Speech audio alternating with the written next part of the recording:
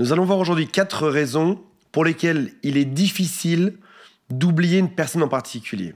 Probablement celle avec laquelle vous avez une vie amoureuse, où il s'est passé beaucoup de bonnes choses. Et j'aimerais juste préciser, avant de démarrer cette vidéo, que on passe tous par ces 4 raisons. Il n'y a pas à s'en vouloir, il y a un processus psychologique qui est naturel, c'est ce qu'on verra aujourd'hui, et il y a quelque chose à accepter là-dedans. Mais le fait d'être conscient de ces étapes, de ce qui se passe et pourquoi est-ce qu'on vit ça, permet déjà d'atténuer parfois la culpabilité ou de diminuer le manque, de retrouver le contrôle sur soi-même pour aller de l'avant. Dans ces 4 raisons, la numéro 3 est vraiment très surprenante. Ce n'est pas une astuce marketing. La numéro 3, je pense, va vous interloquer. Avant de démarrer, si vous le souhaitez, abonnez-vous à cette chaîne. Il y a aussi un quiz qui s'appelle « Quelles sont mes chances de récupérer mon ex ?» qui est juste en dessous. Et toute mon équipe vous attend au téléphone. Il y a un lien pour prendre rendez-vous. Ça n'engage à rien. Et avoir un avis extérieur peut souvent énormément changer la situation. Le tout premier point, c'est que même une relation... comment dire ça ? Même une relation pas délirante, mais même une relation un peu toxique ou une relation qui a fini par s'éteindre à cause de disputes, même ce type de relation avait aussi beaucoup de bons moments dedans. Une personne n'est pas que mauvaise. Que je parle de votre ex, que je parle de moi, que je parle de vous. On a tous des choses qui sont extrêmement positives et des choses qui sont pas forcément aussi positives, pour rester poli, pour rester soft.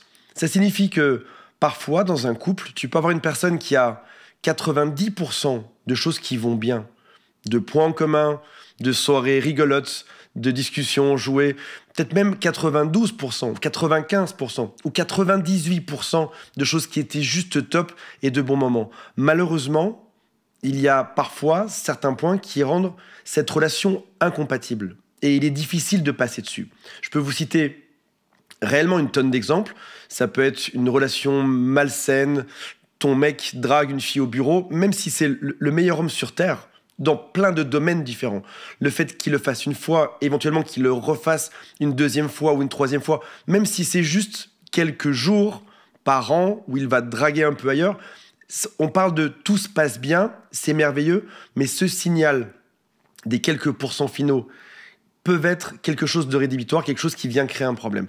Dans d'autres domaines, ça peut être aussi des discussions qui n'avancent pas, des points que tu as remontés dans votre couple qui n'étaient pas les bons, et l'autre n'a pas réussi à en prendre conscience ou à évoluer dessus.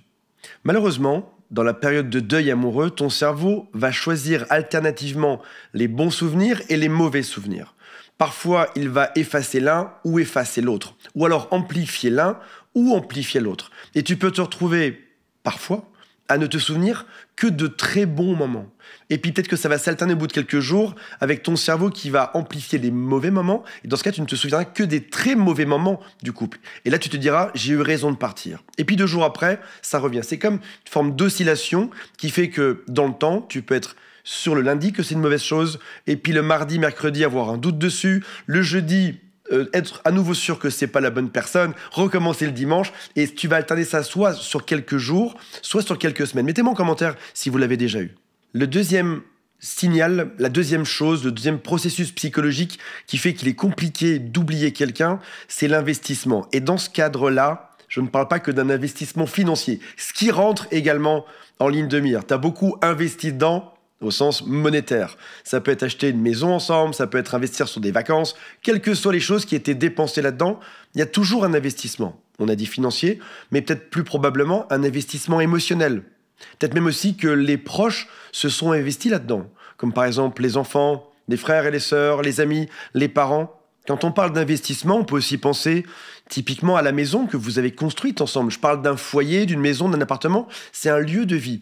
On ne perd pas qu'une personne. Ce n'est pas qu'un humain qui sort de notre vie. C'est des sentiments, c'est un cadre de vie, c'est des amis, c'est une joie de vivre qui était peut-être même omniprésente dans votre quotidien. Et puis qui fait que, à cause de certains problèmes, c'était juste plus possible à la fin. Quand je parle d'investissement, je peux aussi parler d'investissement en temps. C'est tout le temps que tu as passé à résoudre des conflits, des problèmes.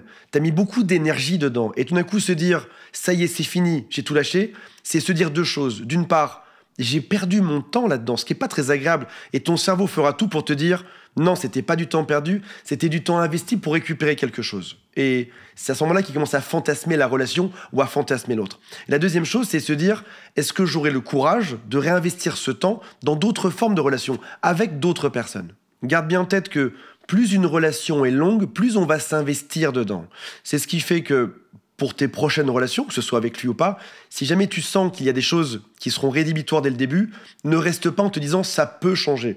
Parle-en au plus vite, verbalise ce que tu ressens, montre à l'autre ce que tu as observé et dans quel état ça te met, de manière à pouvoir diminuer cet investissement dans la relation et pouvoir t'en extraire au plus vite. Parce que plus vite tu t'en extrais, moins fort est l'investissement et plus c'est facile de s'en remettre. Troisième point, sais-tu comment est créée l'obsession? Dans tous les domaines. Obsession amoureuse, l'obsession pour une star de rock. La distance crée l'obsession. Pense par exemple au succès de Mylène Farmer qui voulait juste être un peu tranquille chez elle, qui n'était pas très à l'aise avec le fait de communiquer avec les gens devant chez elle, avec la foule ou avec la presse. En créant cette distance, pas que ça bien évidemment, mais notamment en créant cette distance, elle a créé l'obsession. Ça a créé des fans qui n'avaient qu'une seule obsession, la rencontrer enfin, la voir un peu plus, en savoir plus sur sa vie.